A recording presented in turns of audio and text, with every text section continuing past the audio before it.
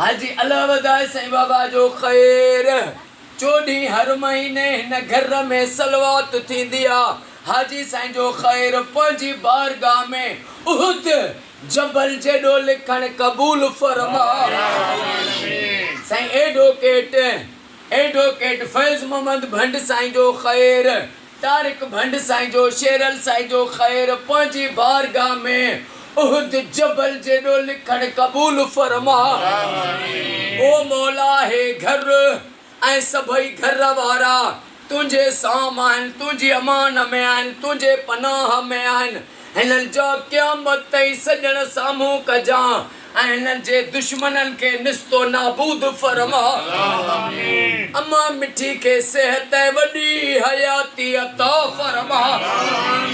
ओ मौला हाजी साईं जे पोखुनि में, केलनि में, खजुनि में ज़ाहिरी ऐं ग़ैबी बरकतूं गंज गंज अता फरमा। जेके बि साईं जे दिलनि जूं जाज़ तमन्नाऊं आहिनि उहे सभई पूरियूं फरमा। ओ मौला महबूब जी सारी उम्मत खे फ़िरके वारियत खां बचा। सॼे पाकिस्तान में, सऊदीअ में, ईरान में, इराक में, शाम में घर घर में लख सलवातूं पढ़ियूं वञनि। इमाम हुसैन जी नंढड़ी न्याणी अम्मा सकीना जो वास्तो थी आहे, दुआ मुंहिंजी क़बूल फरमा। क़ुरान फ़िरके वारियत को मना थो करे, वली सगोरन सूफ़िया किराम मना कई आहे। आका जी सारी उम्मत खे फ़िरके वारियत खां बचा। ओ मौला असांजे वतन खे ज़मीनी ऐं आसमानी आफ़तनि खां पनाह अता फरमा। ओ मौला हबीबुल्लाह फुल पोटो साईं जा केस ख़त्म थियनि। हबीबुल्लाह साईं जी ग़ैबी ज़ाहिरी मदद फरमा। मौला जेके बीमार आहिनि उन्हनि खे शफ़ा अता फरमा। जेके बे औलादी आहिनि उन्हनि खे औलाद अता फरमा। बेरोज़गारनि खे रोज़ी अता फरमा।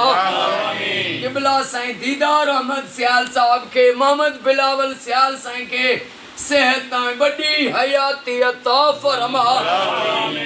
मौला जंहिं मूंखे हाजी साईं खे जंहिं दुआउनि जे लाइ चयो उन्हनि सभिनी जा बेड़ा पार फरमा। ओ मौला असांजे वतन जी पाक फ़ौज खे, आर्मी खे हर मोड़ ते कामयाबी, फतेह ऐं इज़्ज़त अता फरमा। इन्नल्लाह व मलाइकतहू युसल्लूना अलल नबी या अय्युहल्लज़ीना आमनू सल्लु अलैहि व सल्लिमू तस्लीमा। अल्लाहुम्मा सल्लि अला सय्यदना व मौलाना मुहम्मदिन निल्लज़ी अवल नूरहू व आखिर ज़हूरहू व रहमतल लिल आलमीन वजूदहू ला इलाहा इल्लल्लाह मुहम्मदुर रसूलुल्लाह। नारे हैदरी।